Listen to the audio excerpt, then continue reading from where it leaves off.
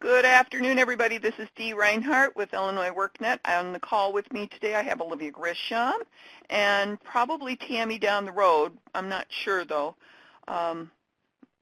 We've got a poll question up, and if you have not had a chance to check in yet, please do that so that we know who's on the call with us.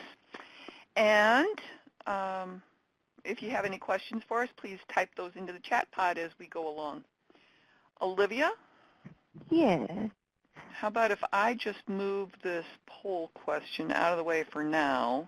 We'll bring it back up in a little bit. All righty. Oh. Did you hide it or did you? I moved it just right over to the presenter side. All right. I guess I don't see it. Oh. Yeah, I can move it back over.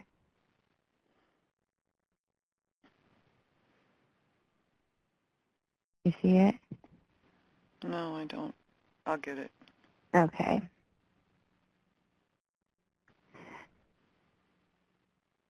Alrighty, do you guys see my dashboard on the screen? Okay, great. My screens get switched around, so sometimes I think I'm showing one of my screens and I'm really showing the other. So just wanted to make sure I was showing everybody what they needed to see. So I'm going to quickly run through the enrolled dashboard, and then we'll go through the ISTEP dashboard. Before we start, though, I would like to give a big shout-out to 4 of our CBOs. I was going through these dashboards earlier today, and I have 4 CBOs who have their dashboards completely cleaned up, no customers in any of the yellow areas. Everything is taken care of, and I really appreciate that. Yeah, so we have Homework Hangout, Southland Healthcare Forum, CARE program, and CAPS Roseland. Thank you guys so much for all your hard work in keeping that dashboard cleaned up. I know there's a lot going on in there, and I really appreciate it that you have them cleaned up. We have a few CBOs whose numbers are really piling up, but for the most part, your numbers are minimal. You guys are doing a good job getting in there. I did notice we do have, our numbers are a little bit higher in some of these yellow areas than I would like. So as we go through them, just really make sure you are checking your dashboards and getting these customers cleaned up as soon as possible, so they're not just sitting and kind of lingering in these yellow areas. So our first row is this referral pending appointment has not been scheduled. We have 6 customers who do not have an appointment date scheduled yet. You can work with DHS to make sure they are coming in. If you notice the customer has been sitting in there for over a week, an appointment, nothing's been done with them, work together with DHS to figure out what's going on with that customer. They may have had like a family emergency or something and need to schedule a date later down the road. We just don't want to forget about them or ignore them or anything.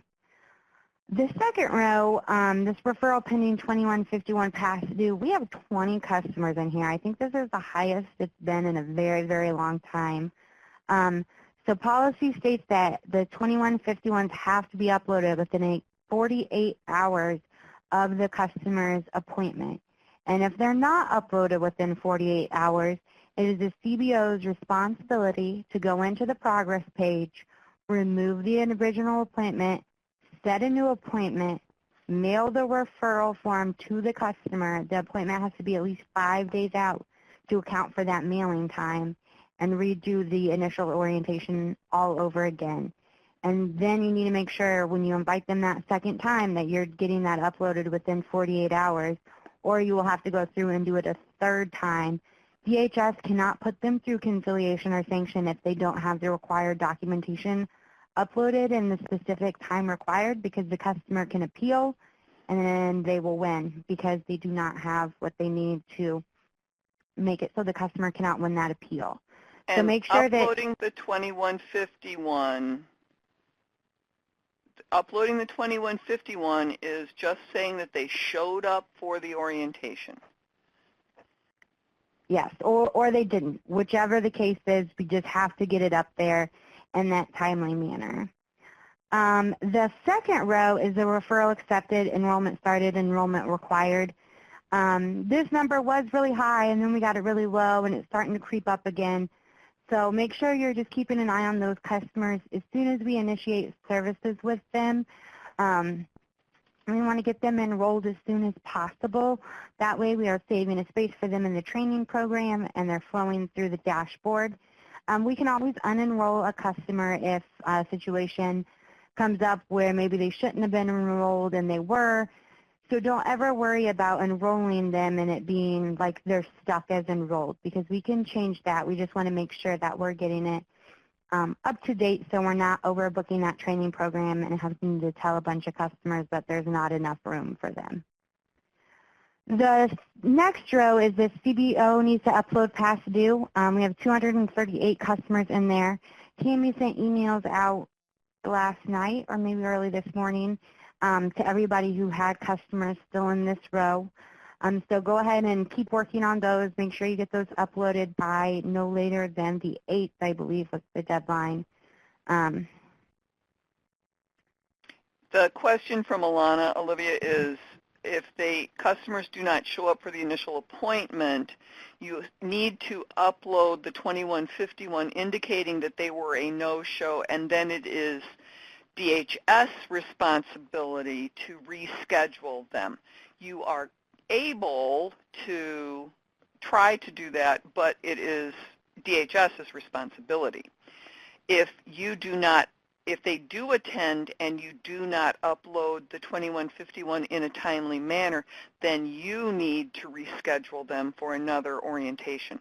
So the moral of the story here is try to get those 2151s uploaded in that 48-hour time period. And then you don't have to do any extra work. Yeah, so yeah, you do not need to schedule any appointments for customers unless you miss the 48-hour upload and they were a no contact. If the customer did show up and you're 48 hours over, you can still upload that 2151 with services initiated or assessment completed. Obviously, you don't have to redo that first appointment with them, but if there were no contact, the DHS cannot do conciliation to get them to come to that appointment without that form being uploaded within 48 hours. DHS, Nancy is asking if a customer on the dashboard was declared medically exempt, do I still need to do a 2151A? And DHS will mark them as exempt, and if they're not going to participate, then we have to do a couple of other things.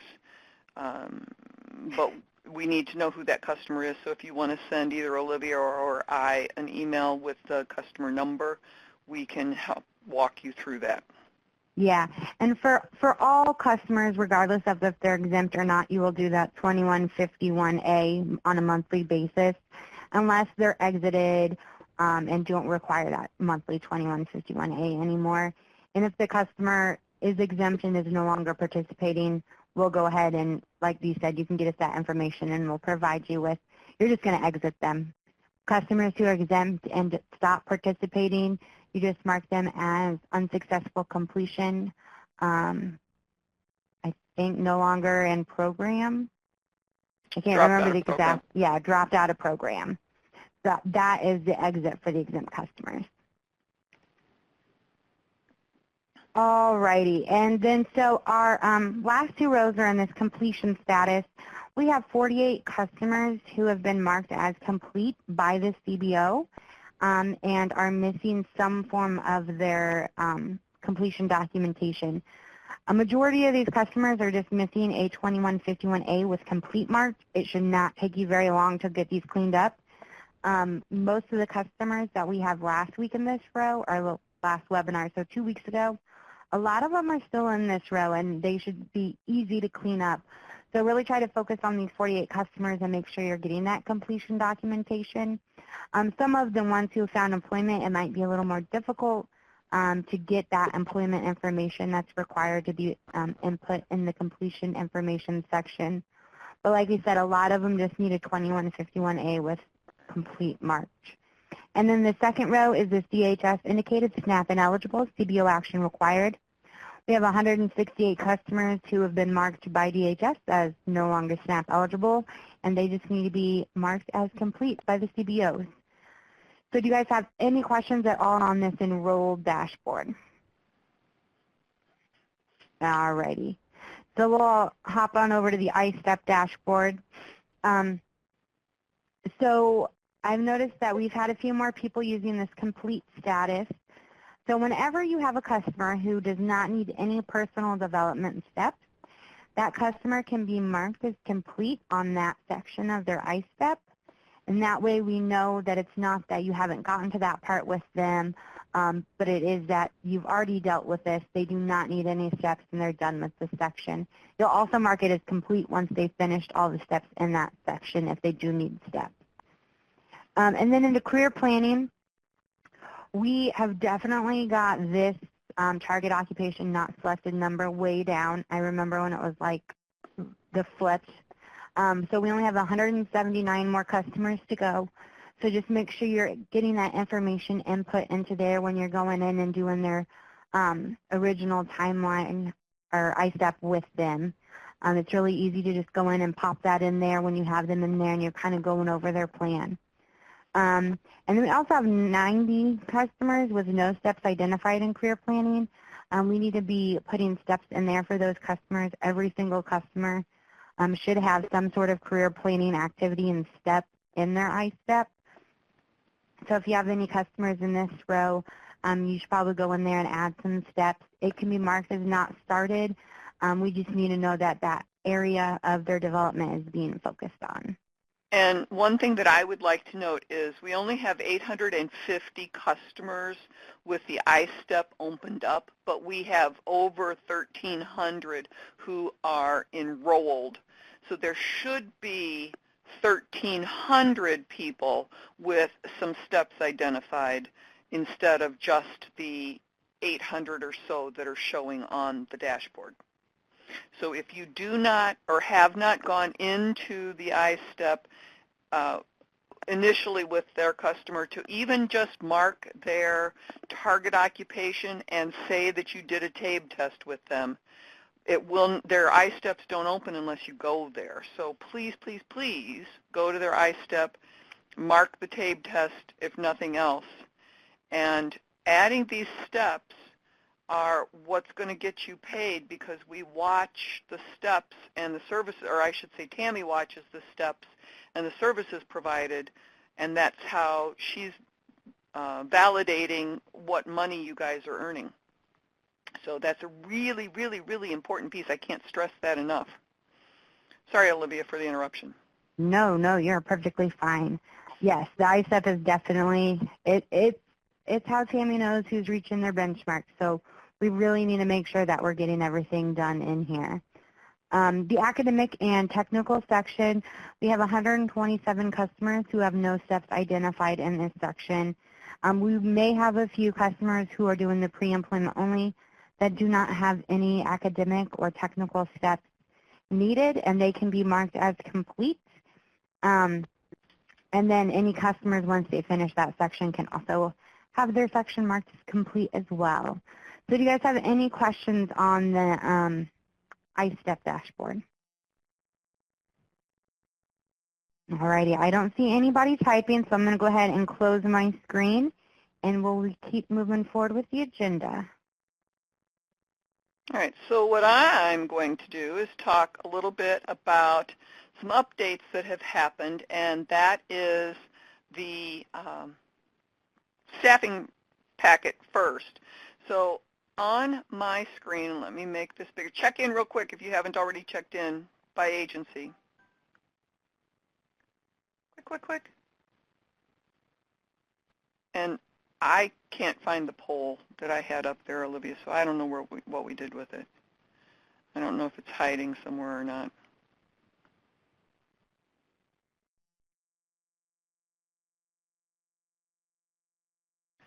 All right, so now for the staffing packet, the updates that have taken place is when you go to the staffing packet or staffing report, you'll now see an item right here in the middle of the screen. Let me make this bigger. You'll see an item right here in the middle of the screen that says Export Customers. And if you export the customers, it will give you the list of all of the people and all of these items that are included in the staffing report. So like who it is, where it is, when it is, all of that stuff. So if you fill in all of this information, then you'll know, you'll have one whole big sheet of paper of your customers that you can work off of if you want to. So that's one option. And then in the packet itself, we put a header at the top of the case notes just so that you can see that there is that item there.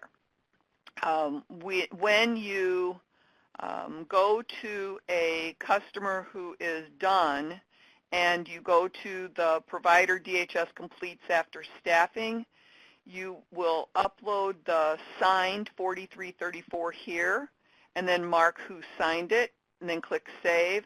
When you hit save, it automatically will upload it to the customer's progress page as an update and save it here in the packet. So we worked on that to save you guys a little bit of extra effort. And I noticed that one of you guys had done that and had actually uploaded the 4334, so I appreciate that, but now we're saving you guys a little bit of effort.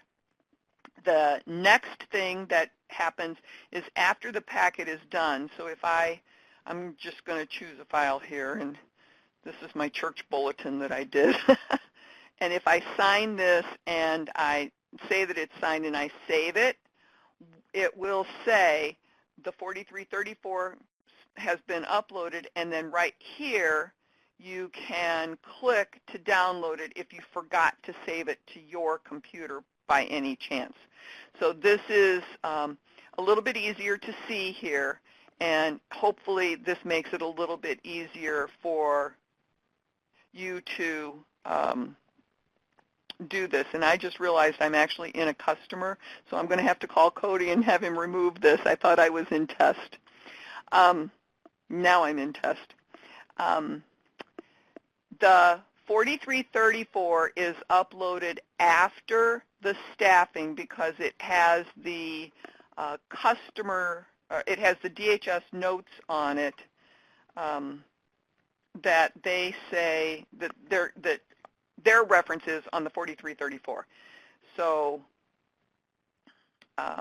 when you do that, you'd only have to do the 4334 form itself, the one page of that with the signatures and the recommendations.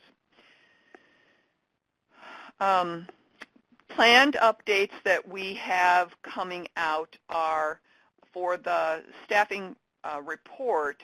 It's going to have everybody in alpha order by last name. Hopefully that comes up real soon. And then another addition that we're ready for is that after you have the packet ready to go, it's going to say ready for review or something to that effect, just so that we know that it's done. And as you're looking at this, you can filter your reports here so that you can see, is it CBO completed, not started, or yeah, I got to get to another page. I'll reorder this again, or all started, and then we'll have the other option for ready for review. So that is our planned updates for that.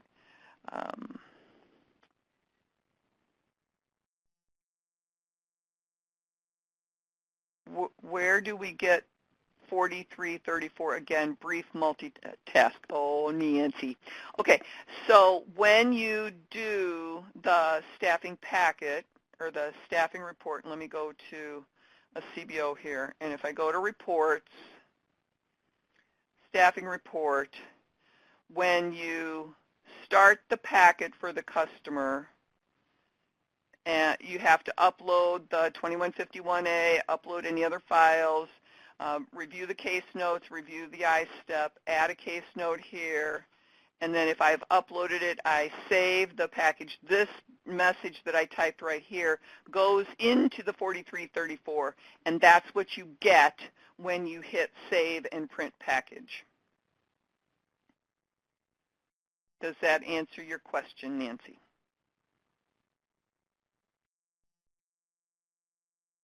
Well, you need the whole packet for DHS to, you need the whole packet for DHS to review. And hopefully if we go paperless, you'll need it and it'll need to be in the system. You can print just the first page of the PDF to get the signatures. So that's the only way you're going to get somebody to sign it unless people have a digital signature. I know Nancy Brown has a digital signature. Why can't you just print it one page out of the whole document? Because you need to create the whole package, and you should save that to your file. You can always just save one page as a separate standalone document.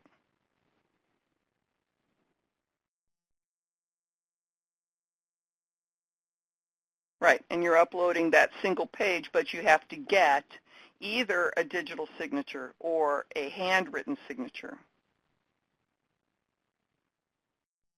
We'll investigate it, but I think that that's probably going to be a no, just to let you know, because you can pull the one page out. All right, moving on. Another thing that I wanted to show you is that on the customers, and I'm going to do this from the dashboard, customers who are now exempt, and you get that from that second line in your dashboard, have a new color on their bar across the top.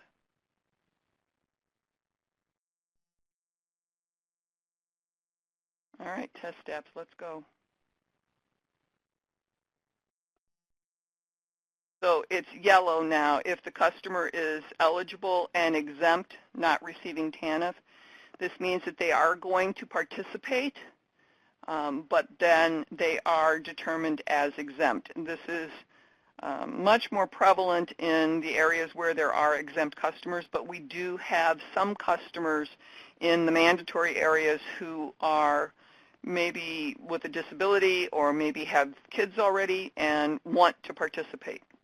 As long as they're not receiving TANF, they can do that.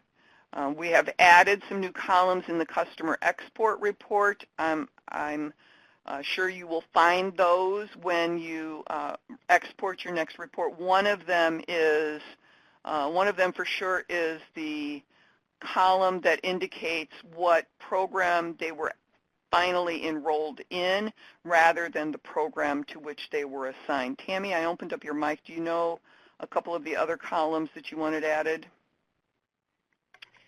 No, not at this time. Okay. All right. The other thing that I wanted to show you is under work sites. We have the payroll, and we discovered that many of you were able to see payroll management, which you were not supposed to be able to see, so we have removed that. And then the other piece is now on the payroll piece itself where you upload everything. You can now export your payroll reports, and you'll see in here all of the payroll that you will have uploaded at one time or another. So it shows, I actually am logged in test as a safe haven, and so it shows all of the things. You can always filter by last name. I need to enable editing. You can filter by last name, and then you can see who have you paid payroll to. Well, I guess I got to pick something here. So like you can see how many times did you pay out Cook, how many times did you pay out Davis, Marino, all those sorts of things. And then, let's see, we got another question here. Lana asks, SNAP eligible and exempt not receiving TANF means what again? It means that the customer can take part in EPIC, that they are eligible for SNAP, but they are exempt from being a mandatory participant. meaning they have a disability, they have kids, they're whatever those exemption reasons are on the 45, 36, 48, 36, I forget what the number of that form is, but that's what it is. Oh, Olivia's typing. Hopefully she's pulling that out for me. I'll get that pulled up too. Okay. Also, Tammy, do you want to talk about program and fiscal monitoring that we're going to have coming up? Yes. We're actually, the fiscal monitoring is going to be done by our WIOA monitors, and they're going to be using a tool similar if you had any summer youth programs similar to that tool. So I'm anticipating summer. I'm thinking probably starting in July, the fiscal monitors will be available. So they'll be coming out, and then we're hoping that we're going to be coming out to do the programmatic, at the same time, or at least trying to as many cases as we can. So our tool's getting finished up, which is kind of a technical assistance and monitoring tool, both. So just anticipate, seeing us in the field here soon. Like I said, hopefully, and I anticipate around July and August and September will be the, the heavy times of us being in the field for monitoring. All right. Nancy, you guys do not mark the customers. DHS marks them. So you just need to know what that yellow meant.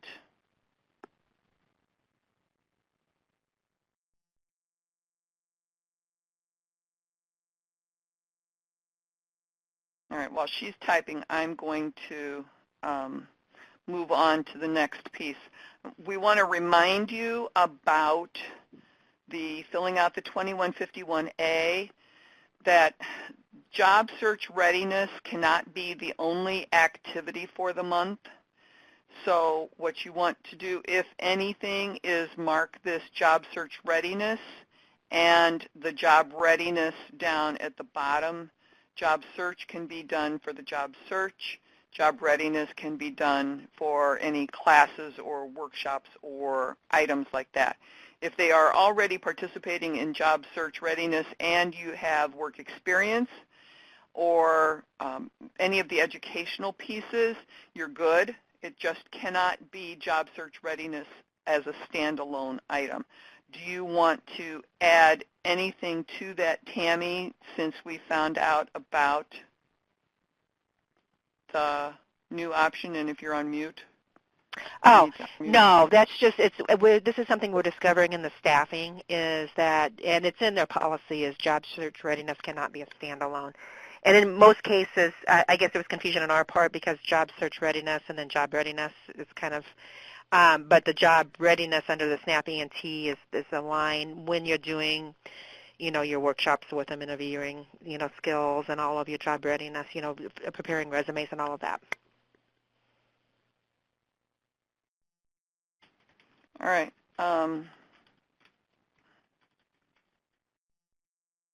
All right, and then let's see here. Nancy says, my customer is marked and she is not coming with us. However, the system keeps asking me for forms. Again, send us the 6 digits and we'll figure that out. I was told that those two could not be done in combination. At a recent staffing, Carmen?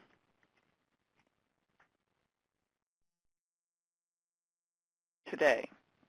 Well, we'll have to get some clarification from them. We'll have to follow up on that. They told us what to mark initial on, and now somebody else is telling us something else. So, okay.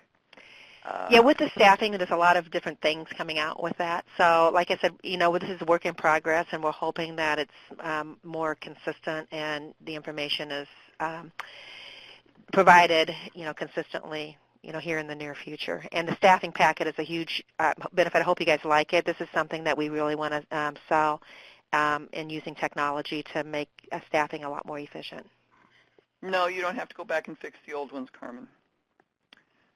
Must have a core activity checked along with non-core activity. Now, Loris, is that something that you do for JPP?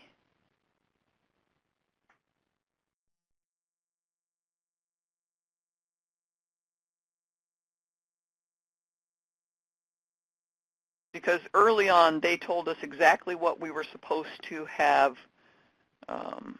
checked, and now they're changing their mind on us. So I wholeheartedly echo Carmen Reed's yay.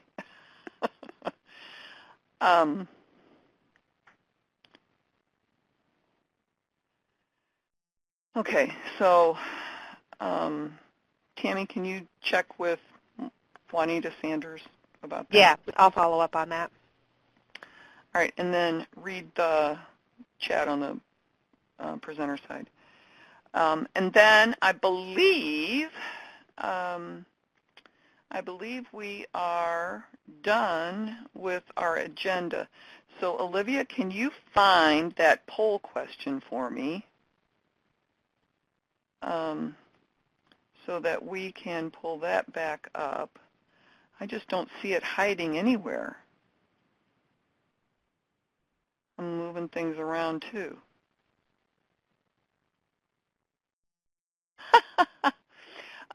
So while we're trying to find the question, the question is, here, let's see if I can find it again. The question is, what tools do you use to mark, to help with any of your customers who are below grade level on their CABE tests?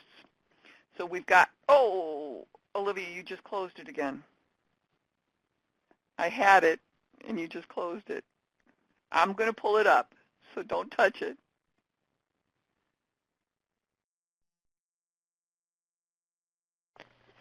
Okay. Also, if you could respond, if any of you use a Secretary of State's literacy grant, I'd like to know if you're utilizing that.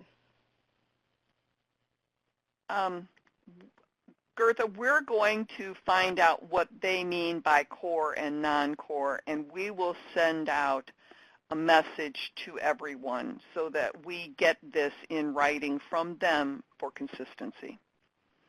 So roll with it for the next couple of days, and we're going to get them to tell us exactly what they want.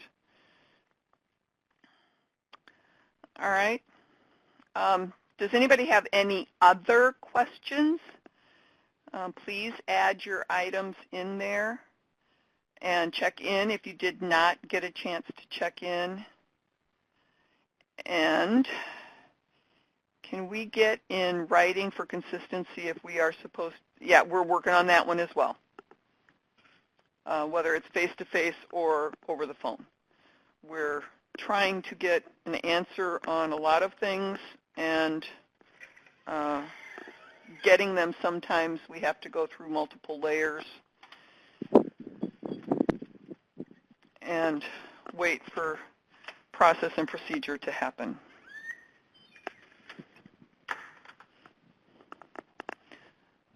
Okay, let's see.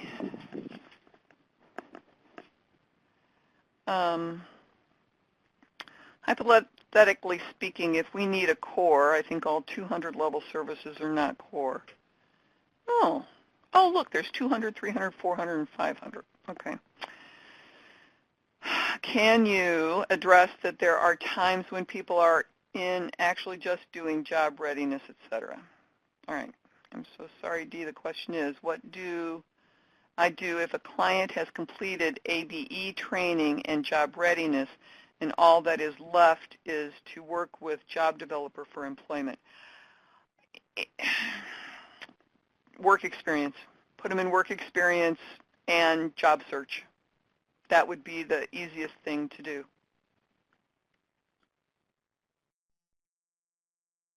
You're welcome, Nancy. Olivia and I enjoy our jobs.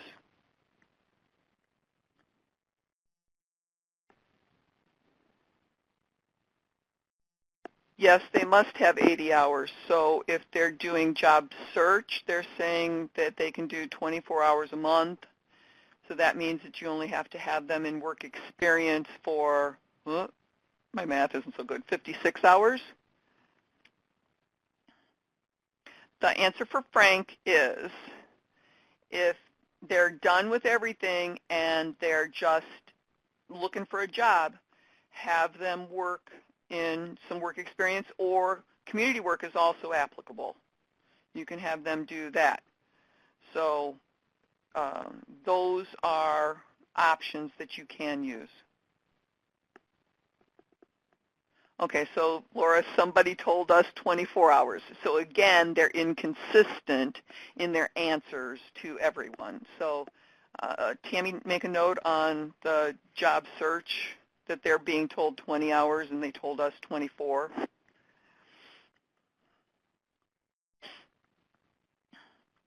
All right, I see Laura's typing, but nobody else.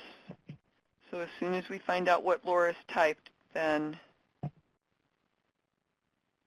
correct. Yeah, 24 hours monthly for job search is what we were told. But if you're told 20 hours a month, we have to get that clarified by DHS leadership team.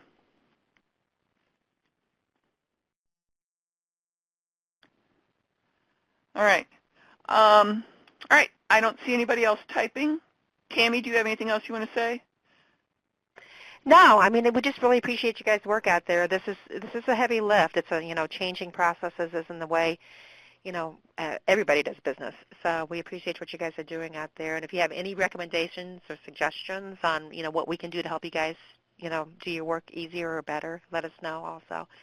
Our big push right now, once again, is to get the staffing process consistent and efficient for everybody. So that's our big lift right now on that one. And then once again, we'll be seeing you guys when we do our visits. All right. Now I'm going to be out in a couple places tomorrow, and I'm going to be down in East St. Louis next week. So I like getting out and visiting everybody. So I look forward to seeing you all. And we'll talk soon. Have a great rest of your day. Have a good day, everybody.